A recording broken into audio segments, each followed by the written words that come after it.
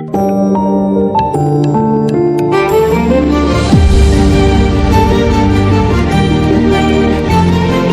TRA அகாடமில இருந்து இன்னைக்கான video எதை பத்தி பார்க்க போறோம் அப்படின்னா புவியியல். அதுல வளிமண்டலம் ரொம்ப முக்கியமான ஒரு டாபிக். ஸோ வளிமண்டலம்.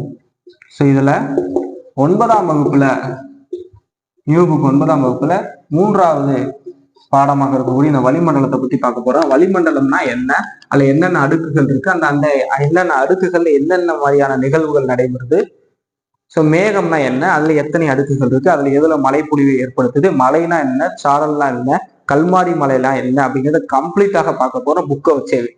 ஸோ ஃபர்ஸ்ட் மேகத்தை, அதாவது வளிமண்டலத்தை பொறுத்த வரைக்கும் 5 அடுக்குகள். ஸோ பூமி இப்படி இருக்கு அப்படின்னா இப்படி 5 அடுக்குகள் வரிசையாக இருக்கும். அப்படியே போய் அண்டவெளியோட கலந்தோம். இதைத்தான் வளிமண்டலம் அப்படிங்கிறோம். இது பூமி. ஃபர்ஸ்ட் ட்ரோபோஸ்பியர், அடுத்து ஸ்டெரட்டோஸ்பியர், அடுத்து மீசோஸ்பியர். ஸோ இப்படி போயிட்டே இருக்கும். ஸோ ஒரு 5 அடுக்குகள் இருக்கும், அதை நம்ம பார்க்கலாம். இது பேசிக். ஸோ அப்போ இந்த பாடத்தை நீங்க கிட்டத்தட்ட அரை மணி நேரத்தில் இந்த பாடத்தை தெளிவாக நம்ம லைன் பை லைன் முடிச்சிடலாம். தொடர்ந்து வீடியோ ஸ்கிப் பண்ணா பாருங்க. இதற்கு முன்னாடி வகுப்புல வானிலை மற்றும் காலநிலை போட்டிருக்கோம். ஸோ அதை பார்த்துருந்தீங்க அப்படின்னா இது ரொம்ப உங்களுக்கு எளிமையாக இருக்கும். ஏன்னா அதுவும் இதுவும் ரிலேட்டட் டாபிக் தான். சரி, வாங்க வீடியோக்குள்ள போகலாம். வீடியோ தொடர்ந்து ஸ்கிப் பண்ணா பாருங்க. 9ஆம் வகுப்புல இருக்கக்கூடிய வளிமண்டலங்களை பற்றி பார்க்க போறோம். ஸோ ஜியோகிராஃபி கிளாஸஸ்ல வளிமண்டலங்கள் 9ஆம் வகுப்புல 3வது பாடமாக இருக்கக்கூடிய வளிமண்டலம். ஓகேவா? இந்த வளிமண்டலங்கள்ல என்னென்ன விஷயங்கள் இருக்கு அப்படிங்கிறத மேலோட்டமாகவும் புத்தகத்தில் இருக்கக்கூடிய எல்லா விஷயத்தையும் பார்க்கலாம். ஸோ அறிமுகத்துல என்ன சொல்றாங்க அப்படின்னா, உயிரினங்கள், பூமியில் இருக்கக்கூடிய உயிரினங்கள் உயிர் வாழ்வதற்கு வளிமண்டலம் மிக முக்கிய ஒரு காரணம் வகிக்குது. ஏன்னா நீர், நிலம், காற்று 5பூதங்களால் ஆனதுதான் நம்ம உலகம். ஸோ அப்படி இருக்கக்கூடிய அந்த காற்று எவ்வளவு முக்கியத்துவமாக இருக்கு அப்படிங்கிறத பத்தி பார்க்கலாம். புவியை வளிமண்டலம் சூழ்ந்து காணப்படுவதற்கு அதன் ஈர்ப்பு விசையே காரணம். ஸோ நம்ம பூமியை சுற்றி இருக்கக்கூடிய காற்று எப்போதும் நிலையாக இருப்பதற்கு பூமியோட ஈர்ப்பு விசையே காரணமாக சொல்றாங்க. ஸோ வளிமண்டலத்தோட கூட்டமைப்பு. ஸோ காற்று அப்படின்னு சொல்றோம் இல்லையா, பொதுவாக காற்று அப்படின்னு சொல்லக்கூடிய அந்த வளிமண்டலத்துல என்னென்ன விஷயங்கள் இருக்கு அப்படின்னா, வாயுக்கள், நீராவிகள், தூசுகள் வளிமண்டலத்தில் வேறுபட்ட விகிதத்தில் கலந்துள்ளன. அது என்ன சார் விகிதம்? நைட்ரஜன் 78%, ஆக்சிஜன் 21%, வளிமண்டலத்தில் நிரந்தர வாயுக்கள். அப்ப கேள்வியில கேட்பாங்க, நிரந்தர வாயுக்கள் எவை எவை? ஆக்சிஜன் மற்றும் நைட்ரஜன். So nitrogen 78%, oxygen 21%. இவ்விரண்டு வாயுக்களும் அதனுடைய விகிதத்தில் எவ்வித மாறுதலுக்கும் உட்படாமல் நிரந்தரமாக காணப்படும். ஸோ எப்போ ரெண்டும் சேர்ந்து 99%. ஸோ இதனால் இது நிரந்தர வாயுக்கள். அது இல்லாமல் பாக்கி இருக்கக்கூடிய 1% எதை அதெல்லாம் இருக்கு அப்படின்னா, argon 0.93%, carbon di oxide 0.03%, neon 0.0018%, helium ozone மற்றும் ஹைட்ரஜன். ஸோ இதெல்லாம் பாக்கி இருக்கக்கூடிய 1%ல இருக்கு. ஸோ இவை எல்லாம் சேர்ந்தது தான் வளிமண்டலம். எல்லாம் சேர்ந்தது தான் வளிமண்டலம். இவற்றுடன் வளிமண்டலத்துல நீராவி 0 முதல் 0.4% காணப்படுகிறதாம். ஓகேவா? ஸோ இதுதான் வளிமண்டலத்தில் இருக்கக்கூடிய விஷயங்கள். இதுல இவ்வளவு படிச்சால் போதுமானது. ஓகேவா? அடுத்து பாருங்க.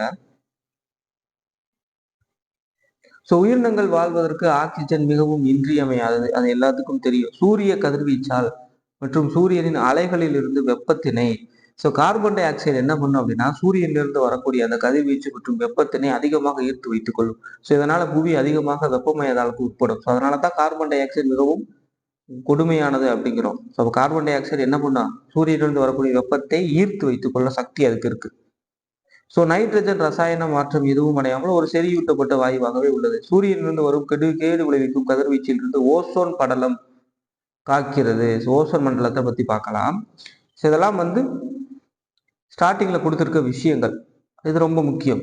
டேனியல் ரூதர்போர்ட் அப்படின்னு சொல்ற இவர் தான் 1772ல வளிமண்டலத்தில் நைட்ரஜன் வாயு இருப்பதை கண்டுபிடித்தவர் யாரு அப்படின்னா, டேனியல் ரூதர்போர்ட் 1772. அதே மாதிரி ஆக்சிஜன் இருப்பதை கண்டுபிடித்தவர் 1774ல பிரிஸ்ட்லி தான் ஆக்சிஜனை கண்டுபிடிச்சிருப்பார். ஸோ அது ரொம்ப முக்கியமான உண்மை, நல்லா பார்த்துக்கோங்க. அடுத்து வளிமண்டல அடுக்குகள். ஸோ வளிமண்டலத்தை பொறுத்த வரைக்கும் ஒரு 5 அடுக்குகள் இருக்கு. இப்படி போயிட்டே இருக்கும் ஒரு 5 அடுக்குகள். ஸோ இந்த 5 அடுக்குகளை பத்தி தான் நம்ம பார்க்க போறோம். வளிமண்டல புவியின் அருகாமை பகுதியில் அடர்த்தியாகவும் ஸோ பூமி இங்க இருக்கு அப்படின்னா இந்த பகுதி ரொம்ப அடர்த்தியாகவும் டென்சிட்டி அதிகமாகவும் போக போக போக அடர்த்தி குறைந்து அப்படியே இறுதியாக அண்டத்துடன் கலந்து விடும். ஸோ கேலக்சின்றோம் இல்லையா, அதோட கலந்து விடுமா. ஸோ அதான் சொல்றாங்க, அண்டவெளியோட கலந்து விடும் 5 அடுக்குகள் காணப்படுகின்றன. அது என்னென்ன வரிசையாக பார்க்கலாம். ஃபர்ஸ்ட் வளிமண்டல கீழடுக்கு. வளிமண்டல கீழடுக்கு ட்ரோபோஸ்பியர், அதாவது பூமி இது அப்படின்னா இந்த அடுக்கு தான் ட்ரோபோஸ்பியர். இதை வந்து ட்ரோபோஸ்பியர் அப்படின்வாங்க.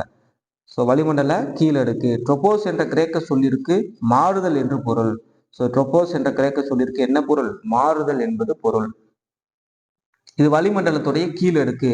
ஸோ இந்த அடுக்குகள்ல நீங்க பேசிக்கா தெரிஞ்சுக்கிற வேண்டியது என்ன அப்படின்னா அதோடைய உயரம் எவ்வளோ, அங்க என்ன விஷயங்கள் இருக்கு அப்படிங்கிறது தெரிஞ்சால் போதுமானது.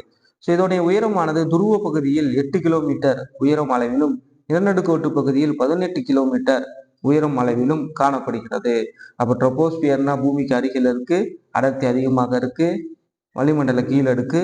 ஸோ துருவ பகுதியில் 8 கிலோமீட்டர் உயரத்தையும், உயரமான நிலநடுக்கு பகுதியில் 18 கிலோமீட்டர் உயரத்தையும் காணப்படுகிறது. இந்த அடுக்கின் உயரம் செல்ல செல்ல உயரம் கூட கூட என்ன ஆகும் அப்படின்னா இதனுடைய வெப்பநிலை குறையும். ஸோ இந்த அடுக்குல உயரம் செல்ல செல்ல செல்ல இதனுடைய வெப்பநிலை குறையும். அடுத்து ரொம்ப முக்கியம், இந்த அடுக்கில் தான் அனைத்து வானிலை நிகழ்வுகளும் நிகழ்கிறது. ஸோ கேட்பாங்க கொஸ்டின்ல, அனைத்து வானிலை நிகழ்வுகளும் எந்த அடுக்கில் ஏற்படுகிறது என்று கேட்டால் ட்ரோபோஸ்பியர் வளிமண்டல கீழடுக்கு. எனவே இந்த வளிமண்டல கீழ்நிலக்க வானிலை உருவாகும் அடுக்கு என்று சொல்றாங்க. வானிலையை உருவாகும் அடுக்கு என்று சொல்றாங்க. ஸோ அப்போ ட்ரோபோஸ்பியர்னா எங்க, அது எத்தனை துருவ பகுதி, அகலம் எவ்வளோ, அது என்ன விஷயத்தை உண்டு பண்ணுது, இது மட்டும் தெரிந்தால் போதுமானது. அதே மாதிரி இந்த அடுக்கின் மேல் எல்லையே ட்ரோபோபாஸ். ஸோ பாஸ் அப்படிங்கிறது மேல் அப்படின்னு சொல்லுவாங்க. ஸோ நீ வரக்கூடிய அந்த பாக்கி இருக்கக்கூடிய ஒரு 4 அடுக்குலையும் இந்த பாஸ் அப்படிங்கிற வார்த்தை வரும். So tropopause. ஓகேவா. அடுத்து மீள் அடுக்கு ஸ்டெரட்டோஸ்பியர். அதான் சார் மீள் அடுக்கு ஸ்டெரட்டோஸ்பியர் அப்படின்னா. ஸோ இதுல நீங்க தெரிஞ்சுக்க வேண்டியது என்ன அப்படின்னா, நம்ம பார்த்தோம் இல்லையா, இது பூமி, இதுக்கு இங்க இருந்தது ட்ரோபோஸ்பியர், இதற்கு மேல இருக்கிறது தான் அந்த டெரட்டோஸ்பியர். ஓகேவா. அப்ப டெரட்டோஸ்பியர் வந்து 50 கிலோமீட்டர் வரை பரவி இருக்கு. அது வந்து 8 இருந்து 18 கிலோமீட்டர், இது 50 கிலோமீட்டர் வரை பரவி இருக்கு. ஓசோன் மூலக்கூறுகள் அதிகம் உள்ளது. ஸோ அப்ப மீள் அடுக்குன்னா ஓசோன் மூலக்கூறு, ட்ரோபோஸ்பியர்னா வானிலை அதிகமாக நிகழும். ஓகேவா. அதனால இதை வந்து ஓசோன் அதிகமாக இருப்பதனால இந்த ஸ்டெரட்டோஸ்பியரை மீள் அடுக்க ஓசோனோஸ்பியர் என்று அழைக்கப்படுகிறது. இதனுடைய உயரம் அதிகரித்து செல்ல செல்ல வெப்பநிலையும் அதிகரிக்கும். அங்க என்ன பார்த்திருப்போம், உயரம் அதிகரித்து செல்ல செல்ல வெப்பம் குறையும். இங்க உயரம் அதிகரித்து செல்ல செல்ல வெப்பம் அதிகரிக்கும். இந்த அடுக்குல தான் ஜெட் விமானங்கள் பறப்பதற்கு ஏதுவாக உள்ளது. ஸோ அப்போ 2 விஷயம், ஸ்டெரட்டோஸ்பியர்னா ஓசோன் அதிகமாக இருக்கும், ஜெட்டு விமானங்கள் இந்த அடுக்குல தான் பறக்கும். போதும், இது தெரிஞ்சால் போதும். டெரட்டோபாஸ் இதனுடைய மேல் எல்லையை டெரட்டோபாஸ்வாங்க. நான் போன வட்டம் போய் சொல்லியிருப்பேன், பாஸ் போட்டு மேல் எல்லைன்னுவாங்க. ஓகேவா. முடிஞ்சு அடுத்து இடையடுக்கு பார்க்கலாமா. மீசோஸ்பியர்.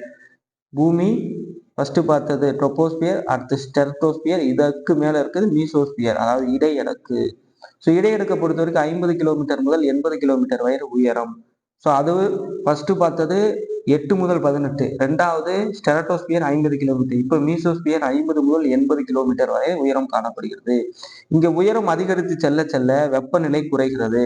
அப்ப ட்ரோபோஸ்பியரிலும் மீசோஸ்பியரிலும் உயரம் அதிகரித்து சென்றால் வெப்பநிலை குறையும், பாக்கி அனைத்துலையும் வெப்பநிலையும் கூடும். ஓகேவா. இதை மட்டும் ஞாபகத்தில் வச்சுங்க. ஸோ இந்த அடுக்குல என்ன சார் வேலை பார்க்குது அப்படின்னா, புவியை நோக்கி வரும் விண்கற்கள் இருக்கு இல்லையா, கேலக்சில இருந்து வரக்கூடிய விண்கற்களை எரிய வைத்து எரிவிக்கப்படுகிறது. பூமியில விழாம முடிஞ்ச அளவுக்கு அதை டிஸ்ட்ராய்ட் பண்ணிடுது இந்த அடுக்கு. ஸோ இதுதான் இதோடைய வேலை. இதோட மேல் எல்லையை மீசோபாஸ் அப்படின்வாங்க. ஓகேவா. அப்பட்ட மீசோஸ்பியர்னா என்ன, 50 முதல் 800 மீட்டர் கிலோமீட்டர் உயரம். ஓகே. புவியிலிருந்து வரக்கூடிய விண்கற்களை தடுத்து எரிச்சு விடுது சார். அவ்வளவுதான் சார், முடிஞ்சா. ஓகே. அடுத்து வெப்ப அடுக்குனா என்ன, தெர்மோஸ்பியர். ஸோ வெப்ப அடுக்குனா தெர்மோஸ்பியர். இது எதுக்கு மேல இருக்கு, டெரட்டோஸ்பியருக்கு மேல இருக்கிறது தான் தெர்மோஸ்பியர். ஓகேவா. இடையடுக்கின் மேல் காணப்படும் அடுக்கு. ஸோ இதனுடைய சுமார் 400 கிலோமீட்டர் வரை உயரம் காணப்படுகிறது. இது வெப்ப அடுக்கு தெர்மோஸ்பியர். ஸோ இதுலயே இருக்கு ஆன்சர். தெர்மோஸ்பியர்னா என்ன, வெப்பம்ட்டாங்க. இப்ப இந்த வெப்ப அடுக்கின் கீழ்ப்பகுதியில் வாயுக்களின் அளவு சீராக காணப்படும். ஸோ இதுல 2 இருக்கும், இந்த தெர்மோஸ்பியர்ல 2 இருக்கும். ஸோ இதை 2ஆ பிரிப்பாங்க. இது வந்து இந்த பகுதியில வந்து வாயுக்கள் வந்து ஒரே மாதிரியாக இருக்கும். இதற்கு பேர் என்ன அப்படின்னா ஹோமோஸ்பியர் என்று அழைக்கப்படுகிறது. ஸோ தெர்மோஸ்பியர்லேயே 2, வாயுக்களின் கீழ், அதாவது அந்த வெப்ப அடுக்கின் கீழ்ப்பகுதியில் வாயுக்களின் அளவு சீராக காணப்பட்டால் அது ஹோமோஸ்பியர். ஆனால் வெப்ப அடுக்கின் மேல் பகுதி, இந்த பகுதி இருக்கு இல்லையா, அங்க வாயுக்களின் அளவு சீரற்று காணப்படுவதால் அது ஹெரட்டோஸ்பியர். ஸோ அப்ப தெர்மோஸ்பியர்ல 2, ஹோமோஸ்பியர்னா சீராக இருக்கும் கீழ்ப்பகுதி வாயுக்களின் அளவு, அதுவே ஹெரட்டோஸ்பியர் அப்படின்னா மேல் பகுதியில வாயுக்களின் அளவு சீரற்று காணப்படும். ஓகேவா, புரிஞ்சா? ஓகே, இது தெரிஞ்சால் போதுமானது. இவ்வடுக்கில் உயரம் அதிகரித்து செல்ல செல்ல வெப்பநிலை கூடும். ஓகேவா, அப்ப எதுல மட்டும் குறையும்? 2 இதுல மட்டும் குறையும். ஒன்னு ஸ்ட்ரோபோஸ்பியர், இன்னொன்னு மீசோஸ்பியர். பாக்கி எல்லாத்துலயும் அஸ் யூஷுவல் எப்பயும் போலதான். அடுத்து பாருங்க, வெப்பம் அடுக்கு பகுதியில் அயனோஸ்பியர் அமைந்திருக்கும். இந்த அயனிகள் மின்னணுக்களுடன் காணப்படுகின்றன. பூமியிலிருந்து பெறப்படும் வானொலி அலைகளை இவ்வடுக்கில் தான் பூமி திருப்பி அனுப்பும். அதாவது பூமியிலிருந்து பெறப்படக்கூடிய, புவியிலிருந்து பெறும் இல்லையா வானொலி அலைகள், ரேடியேஷன்ஸ், அது இந்த இதுதான் பூமிக்கு திருப்பி அனுப்புது. ஸோ அப்ப 5 லேயர், 4 லேயர் ஒவ்வொரு வேலையை பார்த்துட்டோமா. அடுத்து வெளியடுக்கு, அது என்ன சார் வெளியடுக்கு? வெளியடுக்கு அப்படின்னா லாஸ்ட் லேயருங்க. ஸோ வளிமண்டல அடுக்குகளின் மேல் அடுக்கு என்று அழைக்கப்படும். இது கொஞ்சம் கொஞ்சமாக வளிமண்டலம், அதாவது விண்வெளியோட கலந்துவிடும். இங்க பாத்தீங்க அப்படின்னா மிகவும் குறைந்து காணப்படுகிறது. படிப்படியாக அண்டவெளியோடு கலந்து விடுகிறதா. அரோரா ஆஸ்டியஸ், அரோரா பொரியாலிஸ் போன்ற வினோத ஒளி நிகழ்வுகள் இது ஏற்படுத்துகிறது. அரோரா அதை தான் சொல்றாங்க. ஓகேவா, இது இல்லாம இந்த 5 அடுக்கு இல்லாமல் 6வதாக ஒரு அடுக்கு இருக்கான். வெளியடுக்குகளில் அப்பால் அமைந்துள்ள அடுக்கு காந்தகோளம். ஸோ இது இல்லாமல் இன்னொரு அடுக்கு இருக்கா, அதுக்கு பேர் காந்தகோளமா. இது பூமியின் காந்த மண்டலமாகும். இது சூரியனிடமிருந்து வெளிப்படும் புரோட்டான்கள் மற்றும் எலக்ட்ரான்களை தக்க வைத்துக் கொள்கிறது. சூரியனிலிருந்து வரக்கூடிய அந்த புரோட்டான் எலக்ட்ரானை தக்க வைத்துக்கிறதாம். புவியின் மேற்பரப்பில் சுமார் 6400 கிலோமீட்டர் வரை இக்காந்த வயல் பரவி இருக்கு. சரி, தெரிஞ்சு வச்சுக்கோங்க. ஆனா நம்மளுக்கு வகை எத்தனைன்னு கேட்டா 5 தான், 6வதா இருக்குதான். அடுத்து இந்த அரோராஸ் அப்படின்னா என்னன்னு தெரிஞ்சுக்கணும். இங்க பார்த்தோம் இல்லையா, இந்த அரோராஸ் அப்படின்னா சூரியனுடைய மேற்பரப்பில் உருவாகும் காந்த புயலின் காரணமாக, சூரியனுடைய மேற்பரப்பில் உருவாகும் காந்த புயலின் காரணமாக வெளியிடப்படும் மின்னணுக்கள் துருவ பகுதியில் நள்ளிரவு வானத்தில் வானவேடிக்கையின் போது பல வண்ண ஒளிச்சிதறல்கள் ஏற்படும். ஸோ அதைத்தான் அரோராஸ்ங்கிறாங்க. வேற ஒன்றும் கிடையாது. பூமி, சூரியன் இருக்கு இல்லையா, சூரியனுடைய மேற்பரப்புல இருந்து வெளியிடக்கூடிய கதிர்வீச்சுகள் என்ன ஆகும், துருவ பகுதியில நைட்ல வானத்துல பல்வேறு வண்ணங்கள்ல வெளிப்படும். ஸோ இந்த நிகழ்வை தான் அரோராஸ் அப்படிங்கிறாங்க. ஓகேவா, ஓகே. அடுத்து வானிலை மற்றும் காலநிலை. நேற்றே நம்ம வகுப்பு போட்டிருப்போம் வானிலை மற்றும் காலநிலைக்கு. இருந்தாலும் ஒரு ஜஸ்ட் ஒரு ரிவிஷன் மாதிரி சொல்றேன். வானிலையை பொறுத்த வரைக்கும் அன்றாட நிகழ்வக்கூடிய ஒரு நிகழ்வு, ஒரு இடத்தில் ஒரு நாளையோ அல்லது ஒரு வாரத்திலேயோ அல்லது ஒரு மாதத்திலோ நிகழக்கூடிய அன்றாட நிகழ்வு வானிலை அப்படின்வாங்க. வானிலையோட 30 to 35 வருடம் சராசரியை தான் காலநிலை அப்படின்வாங்க. ஓகேவா, காலநிலையை கிளைமேட் என்று சொல்லக்கூடிய அந்த வார்த்தையை கிரேக்க சொல்லாகும் கிளைமோ என்று அழைக்கப்படும். அதற்கு அர்த்தம் என்ன அப்படின்னா மாறுதல், மாறுதல் என்று அர்த்தம். ஓகேவா, புரிஞ்சா? முடிச்சு. ஓகே. வானிலை மற்றும் காலநிலையை நிர்மாணிக்கும் காரணிகள். சில நிலக்கோட்டில் இருந்து தூரம், கடலில் மட்டத்திலிருந்து உயரம், கடலில் இருந்து தூரம், இதுவுமே போன வகுப்புல நடத்திருப்போம். காற்றின் வீசும் தன்மை, மலைகளின் இடையூறு, மேகம், கடல் நீரோட்டங்கள், இயற்கை தாவரங்கள். அதென்ன சார் நிலநடுக்கோட்டில் இருந்து தூரம்? நம்ம ஆல்ரெடி பார்த்திருப்போம். நிலநடுக்கோட்டு பகுதியில அதிகமான வெப்ப கதிர்கள் விடுவதனால அங்க வெப்பநிலை அதிகமாக இருக்கும். ஸோ வெப்பநிலை இருக்கிறதுனால அங்க அதிகமான நீராவி போக்கு ஏற்பட்டு அங்க அதிகமான மழைப்பொழிவுகள் ஏற்படும். ஸோ இது ஒரு காரணம். நிலநடுக்கோட்டிலிருந்து தூரம் செல்ல செல்ல செல்ல மழைப்பொழிவு குறைவாக இருக்கும். அடுத்து கடலிலிருந்து தூரம், ஒவ்வொரு 1000 மீட்டருக்கும் 6.5 டிகிரி செல்சியஸ் வெப்பநிலை குறையும். ஸோ இதைத்தான் சொல்லியிருக்காங்க. ஸோ அதனால தான் மலைகள்ல எப்பயும் வெப்பநிலை குறைவாக இருக்கு. கடலில் இருந்து தூரம், ஸோ பக்கத்துல இருக்கக்கூடிய, கடலுக்கு பக்கத்துல இருக்கக்கூடிய சென்னையில சீரான காலநிலையும், கடல்ல இருந்து தூரமா இருக்கக்கூடிய மதுரையில கண்ட காலநிலையும் நிலவுதான். ஸோ அதைத்தான் சொல்றாங்க.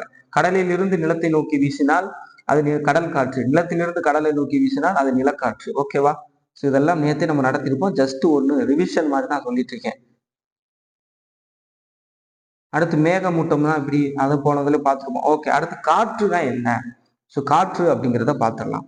காற்று அப்படின்னா புவியின் மேற்பரப்பில் கிடைமட்டமாக நகரும்போது காற்று.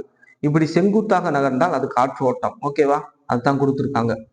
எப்பயும் காற்றானது உயர்வழுத்த பகுதியிலிருந்து தாழ்வழுத்த பகுதியை நோக்கி தான் வீசும். எப்பயுமே காற்று உயர்வழுத்த பகுதியிலிருந்து தாழ்வழுத்த நோக்கி தான் வீசும். காற்று வீசும் திசையை பொறுத்து அதன் பெயரும் தீர்மானிக்கப்படுகிறது. ஸோ கிழக்கு பகுதியிலிருந்து வீசினால் அது கீழே காற்று, மேற்கு பகுதியிலிருந்து வீசினால் மேற்கு காற்று. ஸோ இந்த மாதிரி சொல்றோம் இல்லையா, அதைத்தான் சொல்றாங்க. காற்றின் வேகத்தை அளக்க காற்றுமானி பயன்படுகிறது. காற்றின் திசையை காட்ட கருவிகள் பயன்படுகிறது. ஸோ இதனுடைய அலகு வந்து கிலோமீட்டர் பை மணி அல்லது கடல் மைல். ஓகேவா? ஸோ இதெல்லாம் காற்றை பத்தி கொடுத்துருக்காங்க. அடுத்து காற்றுல என்னென்ன வகைகள் இருக்கு அப்படிங்கிறத பார்க்கலாம். காற்று 4 பெரும் பிரிவுகளாக பிரிக்கப்படுகின்றன.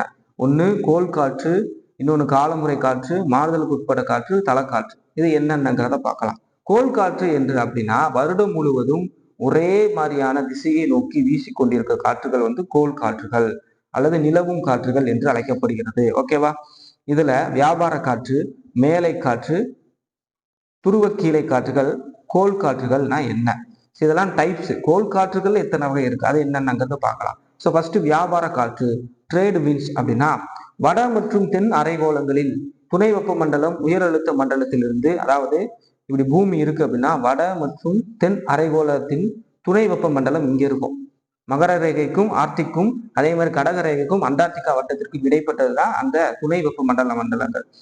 அங்க அழுத்த மண்டலத்திலிருந்து நிலநடுக்கோட்டு பகுதிக்கு தாழ்வழுத்த மண்டலங்களை நோக்கி வீசும். இந்த பகுதியிலிருந்து இந்த பகுதியை நோக்கி வீசும் காற்று தான் வியாபார காற்றுங்கிறாங்க. ஸோ அவ்வளவுதான், சிம்பிளா படத்தை வச்சு பார்த்தீங்கன்னா ரொம்ப எளிமையாக புரியும். ஸோ அதற்கு தான் நம்ம போன வகுப்புல நம்ம நடத்திருப்போம். வானிலை காலநிலையிலே இந்த படங்களை வச்சு தெளிவாக நடத்திருப்போம். ஸோ அதைதான். ஸோ அதாவது வட மற்றும் தென் அரைகோளங்களில் துணை வெப்பமண்டல மண்டலத்திலிருந்து நிலநடுக்கோட்டு பகுதியில் உள்ள வெப்பமண்டலத்தை நோக்கி வீசக்கூடிய காற்றை வியாபார காற்று அப்படிங்கிறாங்க. சரி சரி, இதுக்கு வியாபார காற்று அப்படின்னு பேர் வச்சாங்க அப்படின்னா இந்த வழியை, இந்த காற்று வீசக்கூடிய வழியை வைத்து வியாபாரிகள் அதிகமாக நாடு இடம்பெயர்ந்தனால இது வியாபார காற்றுன்னு பேர் வச்சிருக்காங்க. இது வந்து தொடர்ச்சியாகவும் வலிமையுடனும் வருடம் முழுவதும் ஒரே திசையிலும் வீசும் காற்று. ஓகேவா? வியாபார காற்று புரிஞ்சா? அடுத்து மேலை காற்றுனா வேற ஒன்றும் கிடையாது, அதே தான். ஸோ மேலை காற்றுனா இதுல என்ன வித்தியாசம் அப்படின்னா நிலையான காற்றுகள் இவை வட மற்றும் தென் அரைகோளங்களில் வெப்பமண்டல உயர் அழுத்த மண்டலங்களிலிருந்து துணை அழுத்த தாழ்வு மண்டலங்களை நோக்கி வீசும். அங்க என்ன பார்த்திருப்போம்? துணை வெப்ப மண்டலத்திலிருந்து உயர் வெப்ப மண்டலத்திற்கு வீசும். இது உயர் வெப்ப மண்டலத்திலிருந்து துணை வெப்ப மண்டலம், அதாவது ஆர்டிக் வட்டம் மற்றும் மகர ரேகைக்கும் அண்டார்டிகா வட்டம் மற்றும் கடக ரேகைக்கும் இடையே வீசக்கூடிய இந்த காற்று தான் மேலை காற்று. புரிஞ்சா? அவ்வளவுதான். ஸோ வட அரைகோளத்தில் தென்மேற்கிலும், ஸோ வட அரைகோளத்துல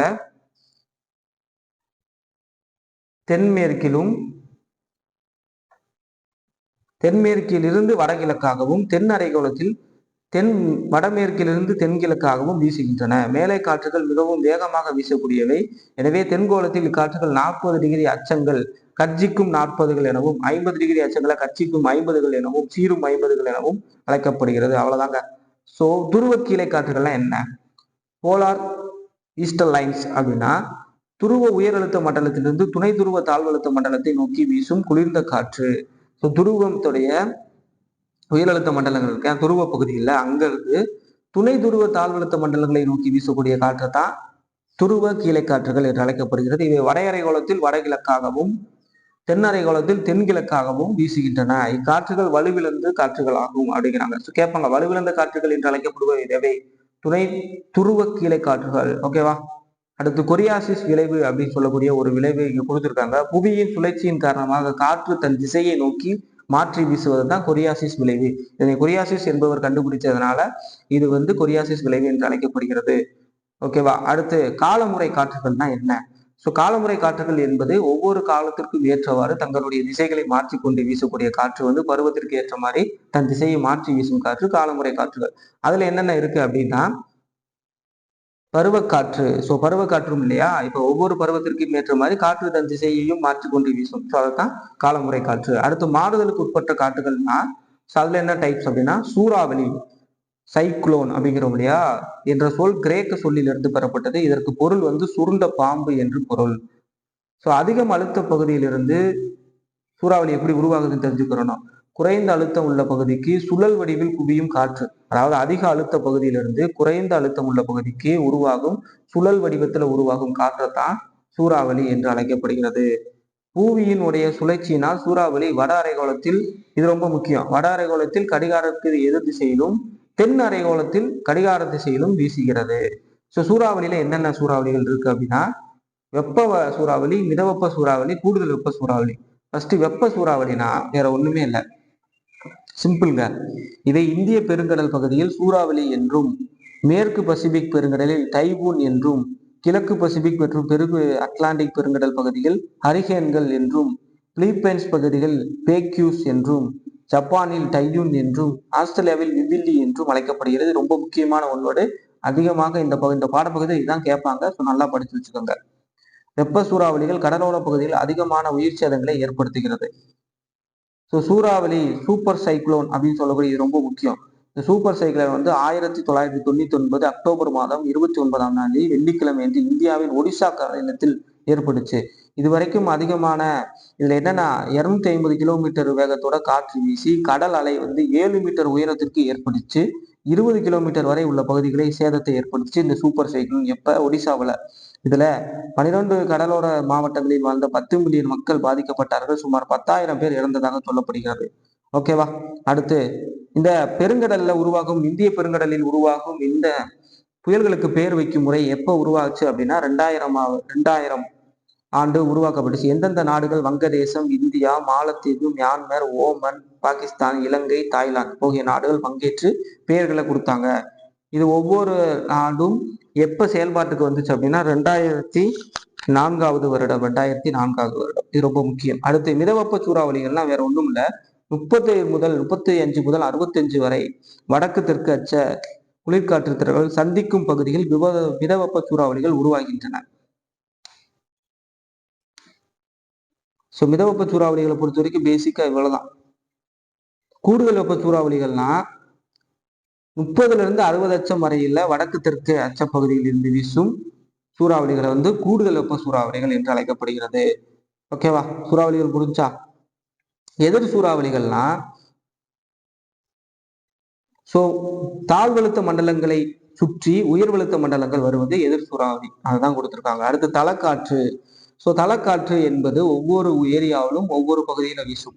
ஒவ்வொரு குறிப்பிட்ட காலத்தில் குறிப்பிட்ட இடத்தில் வீசும் காற்றை தலக்காற்று அப்படின்னுவாங்க. அது என்னென்னங்கிறத பார்க்கலாம். இதெல்லாம் மிக முக்கியமான ஒரு ஒன்வேர்டுகள். ஸோ தெளிவா படிச்சுக்கோங்க.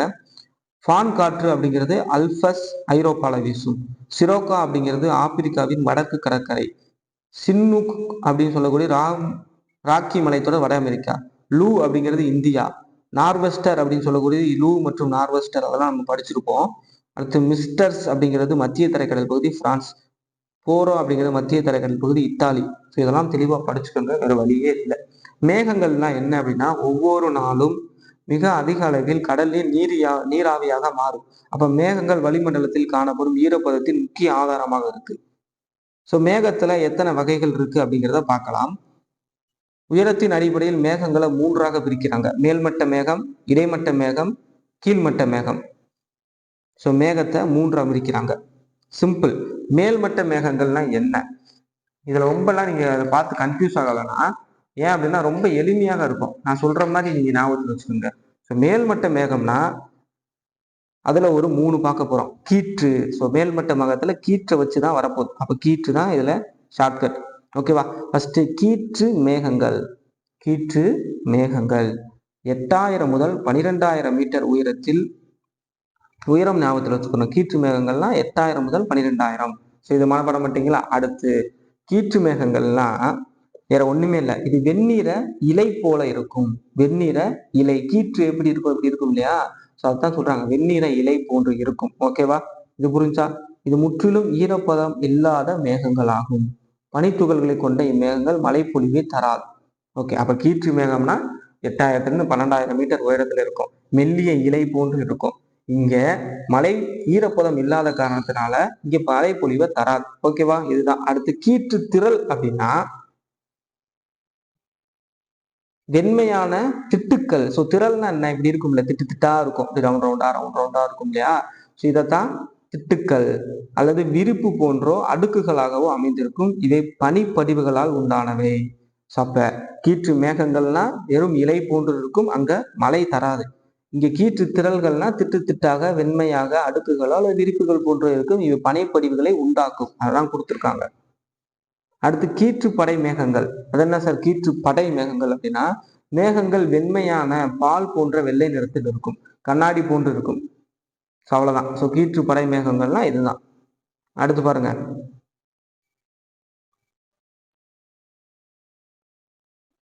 இது ரொம்ப முக்கியம். தென்குதிரை வாள்கள் என்று அழைக்கப்படுவது எது அப்படின்னு கேட்பாங்க. சூரியனுடைய மறையுது இல்லையா, அந்த டயத்துல வந்து கீற்று மேகங்கள், இப்ப பார்த்தோம் இல்லையா, அந்த கீற்று மேகங்கள் வந்து பல வண்ணங்களில் காட்சியளிக்கும். ஸோ அதனால வந்து தென்குதிரை வாள் என்று அழைக்கப்படுகிறது. ரொம்ப முக்கியம். அடுத்து பாருங்க. ஸோ அப்ப மேல்மட்ட மேகத்துல 3 பார்த்திருக்கோம். ஒன்று கீற்று மேகம், இன்னொன்று கீற்று திரள் மேகம், இன்னொன்று கீற்று படை மேகம். அடுத்து இடைமட்ட மேகங்கள்ல என்னென்ன? இடைப்பட்ட இடைப்பட்ட மேகங்கள்ல 3, இடைமட்ட மேகங்கள் 3, இடைப்பட்ட மேகங்கள் அப்படிங்கிறது சாம்பல் மற்றும் நீல நிறத்துல, சாம்பல் மற்றும் நீல நிறத்துல சீரிய மெல்லிய விரிப்பு போன்று இருக்கும். அவ்வளவுதான். இடைப்பட்ட மேகங்கள் அப்படிங்கிறது சாம்பல் மற்றும் நீல நிறத்துல இருக்கும் சார், மெல்லிய விரிப்பு போன்று இருக்கும். ஓகேவா. அடுத்து இடைப்பட்ட திரள் மேகம்னா என்ன அப்படின்னா, தனித்தனியாக உள்ள மேகத்திரள்கள் ஒன்றோடு இணைந்து பல்வேறு வடிவங்களில் காணப்படும். ஸோ தனித்தனியாக இருக்கக்கூடிய மேகத்திரள்கள் ஒன்றோடு ஒன்று இணைந்து பல்வேறு வடிவங்களில் காணப்படும். ஓகேவா. அடுத்து இது எப்படி இருக்கும் அப்படின்னா, செம்பரி ஆடுகள் போலவோ அல்லது கம்பளி கற்றைகள் போலவோ இருக்கும். அதனால இது இடைமட்ட திரள் மேகங்கள் என்று அழைக்கப்படுகிறது. அடுத்து கார்படை மேகங்கள். கார்படை மேகங்கள்னா வேற ஒண்ணுமே இல்லை, புவியின் மேற்பரப்பை ஒட்டி பகுதியில் தோன்றும் கருமையான மேகங்கள். இவை மழை மற்றும் பனிப்பொழிவு, ஆலங்கட்டி மலையுடன் தொடர்புடையது. ஓகேவா. சரி, பேசிக் இதெல்லாம். மழை வருது அப்படின்னா அந்த மேகம் கருமையாக இருக்கும். ஸோ அதப்போ அந்த கார்படை மேகங்கள் நிமோஸ்டெரட்டஸ் அப்படிங்கிறாங்க. வளிமண்டலத்தின் கீழடுக்கில் ட்ரோபோஸ்பியர் மட்டும்தான் அனைத்து வகையான மேகங்களும் காணப்படும். நம்ம அதுலேயே பார்த்துருப்போம், ட்ரோபோஸ்பியர் பார்த்துருப்போம் இல்லையா. ஸோ நம்ம வளிமண்டல அடுக்குகள்ல ஸோ அதுலதான் அனைத்து வகையான மேகங்களுமே இருக்குமா. இந்த அனைத்து வகை மேகங்களும் அங்கதான் இருக்கும். ஏன்னா அதைத்தான் நம்ம அனைத்து வகையான வானிலை நிகழ்வுகளும் நிகழ்விடக்கூடிய ஒரு பகுதியாக எதை சொல்லியிருப்போம், ட்ரோபோஸ்பியரை பார்த்துருப்போம். ஸோ சிம்பிள்ங்க, இதெல்லாம் இப்படிதான் படிச்சா தான் ரொம்ப எளிமையாக புரியும். அடுத்து கீழ்மட்ட மேகங்கள்னா என்ன? ஸோ கீழ்மட்ட மேகங்கள்ல 3, படைத்திரள் மேகங்கள் சிம்பிள், சாம்பல் மற்றும் வெள்ளை. அங்க பார்த்திருப்போம் சாம்பல் மற்றும் நீல நிறம். ஸோ படை ஞாபகத்தில் வச்சுக்கோங்க. படையில இருக்கக்கூடிய வீரர்களுக்கு வந்து சாம்பல் மற்றும் வெள்ளை நிறத்துல ட்ரெஸ் கொடுத்து 2500 இருந்து 3000 படை வீரர்கள் வந்தாங்க அப்படிங்கிறத ஞாபகத்தில் வச்சுக்கோங்க. ஸோ அப்ப எப்ப சாம்பல் வெள்ளை 2500 மீட்டர் முதல் 3000 மீட்டர் உயரத்துல இருக்கும். இதோடைய முக்கியமான வேலை என்னது அப்படின்னா, தெளிவான வானிலையை தோற்றுவிக்கும்.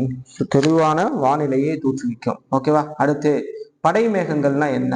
படை மேகங்கள்லாம் மிகவும் அடர்த்தியான கீழ்மட்டத்தில் பனிமூட்டம் இருக்கும். இவை மழை மற்றும் பனிப்பொழிவை ஏற்படுத்தும். ஓகேவா. திரள் மேகங்கள் அப்படின்னா தட்டையான அடிப்பாகமும் குவிப்பாடம், அதாவது காலிஃபிளவர் போல இருக்கும் போன்ற வடிவத்தில் காணப்படும். இது தெளிவான வானிலையுடைய தொடர்புடையது.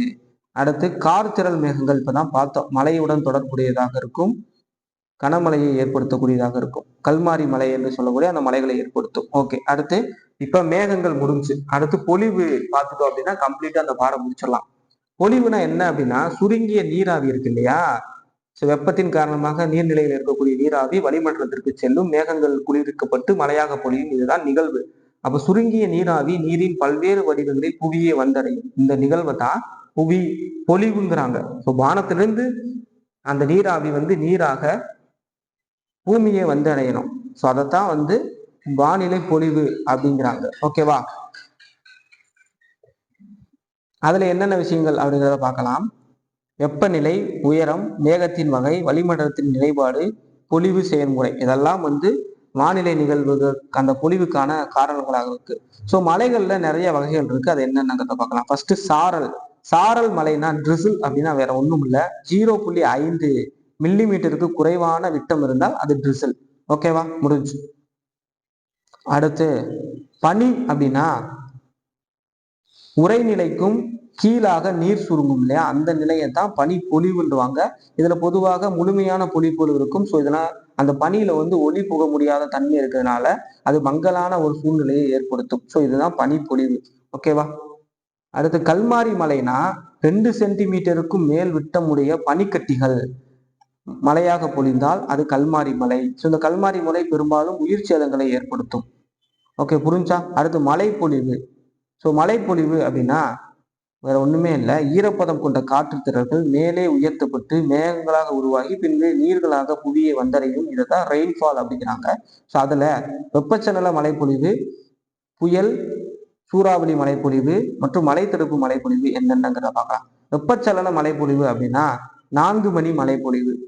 4 மணி மழைப்பொழிவு, இதுக்கு இன்னொரு பெயர். பகல் பொழுதின் போது சூரிய கதிர்வீச்சால் புவியின் மேற்பகுதி அதிகமாக வெப்பமாகும்.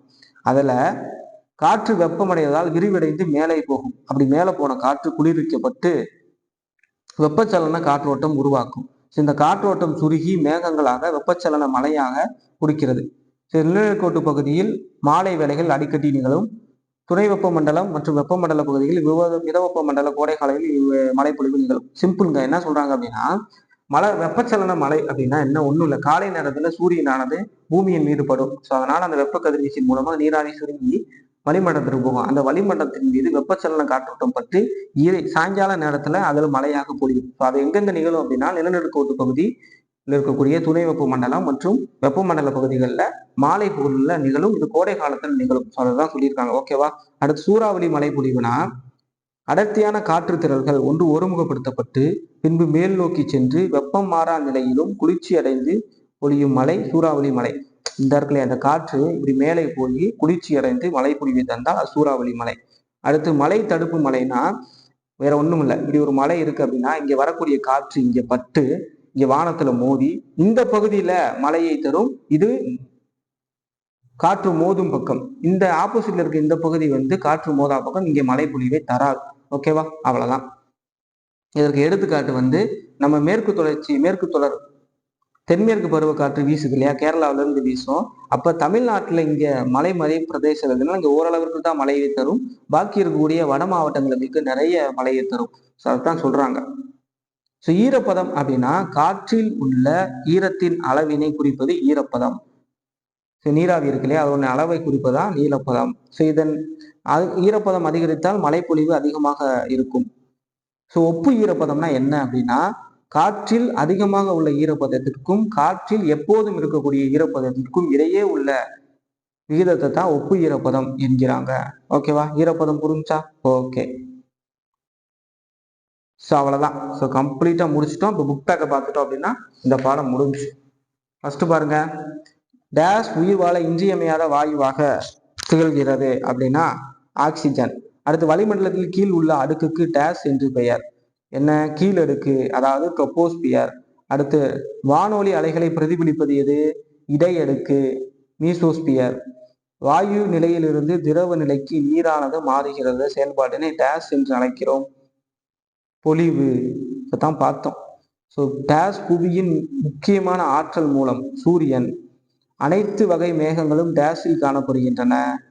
அனைத்து வகை மேகங்களும் எங்க காணப்படுது, கீழே இருக்குல்ல, அதாவது ட்ரோபோஸ்பியர்ல. அடுத்து செம்பரி ஆட்டு மேகங்கள் என்று அழைக்கப்படுவது எது, இடைப்பட்ட திரள் மேகங்கள். அடுத்து காற்று, பருவக்காற்று என்பது என்ன, காலமுறை காற்று. காலத்திற்கு ஏற்றவாறு தன் திசையை மாற்றிக்கொண்டு வீசுவது. பனித்துகள்கள் பனிப்படிமமாக இருந்தால் டேஷ் என்று அழைக்கிறோம், உறைபனி. புயலின் கண் என்று அழைக்கப்படுவது எது, அழுத்தம். அடுத்து காற்றின் செங்குத்து அசைவினை டேஷ் என்று அழைக்கிறோம், காற்றோட்டம். செங்குத்தா போச்சுன்னா காற்றோட்டம், கிடைமட்டமாக போனா காற்று. அடுத்து பொறுத்துக, வானிலையியல். ஸோ வானிலையியல் அப்படிங்கிறது வானிலையை பற்றி படிக்கிற படிப்பு. காலநிலை என்பது காலநிலையை பற்றி படிப்பது. காற்று வேகமானி என்பது என்ன, காற்றின் வேகம். காற்று திசைமானி, காற்றின் திசை. பெண் குதிரைவால் என்பது என்ன, கீற்று மேகம். இரவு நேரத்தில், அதாவது சாயங்கால நேரத்துல அதுல இருந்து கூடிய வெளிச்சங்கள் பல்வேறு வண்ணங்கள்ல வரும். காற்று மோதா பக்கம் என்பது மலை மறைவு பகுதி. விவில்லி என்பது ஆஸ்திரேலியாவில் உருவாக்கக்கூடிய ஒரு காற்று, நார்வெஸ்டர் இந்த மாதிரி இருக்கு இல்லையா, உள்ளூர் காற்று, தலைக்காற்று. ஓகே. அப்ப இந்த பாடம் கம்ப்ளீட்டாக நம்ம முடிச்சிட்டோம். வகுப்புல 9ஆம் வகுப்புல இருக்கக்கூடிய வளிமண்டலம் அப்படின்னு சொல்லக்கூடிய இந்த பகுதியை கம்ப்ளீட்டாக முடிச்சிட்டோம். ஸோ நம்ம இந்த வீடியோ பார்த்தால் மட்டும் போதுமானது. ஏன்னா புத்தகத்தை வச்சு தான் நடத்திருக்கோம். It's enough for TNPSC group 4. So இதை பார்த்தால் மட்டும் போதுமானது. அடுத்து வரக்கூடிய நாட்கள்ல அடுத்த டெஸ்டஸ் என்னவோ அதற்கான வகுப்புகள் இருக்கும். ஸோ அதே மாதிரி விடாமுயற்சி டெஸ்ட் பேஜ்னு சொல்லி ஒரு குரூப் 4 மற்றும் 2025 வரப்போற குரூப் 4 மற்றும் குரூப் 2 ப்ரிலிம்ஸுக்கான ஒரு டெஸ்ட் பேஜ் ஆரம்பிச்சிருக்கோம். இது வருகின்ற டிசம்பர் 18 முதல் அடுத்த வருஷம் ஜூன் 18 வரை 6 மாதம் காலம் பீரியட். இந்த டெஸ்ட் பேஜ் நல்லபடியாக போயிட்டு இருக்கு. நிறைய மாணவர்கள் சேர்ந்திருக்கீங்க. ஃபர்ஸ்ட் டெஸ்ட் 18ஆம் தேதி நடக்க போகுது. ஸோ இதில் ஜாயின் பண்ணணும் விருப்பம் இருக்க மாணவர்கள் கீழே அதற்கான டீட்டெயில்ஸ் கொடுத்துருக்கோம். எப்படி ஜாயின் பண்ணணும், எந்த மாதிரி டெஸ்டஸ் இருக்கும், பிடிஎஃப் எல்லாம் கொடுத்துருக்கோம். செக் பண்ணி பார்த்து தேவை உள்ளவர்கள் ஜாயின் பண்ணிக்கோங்க.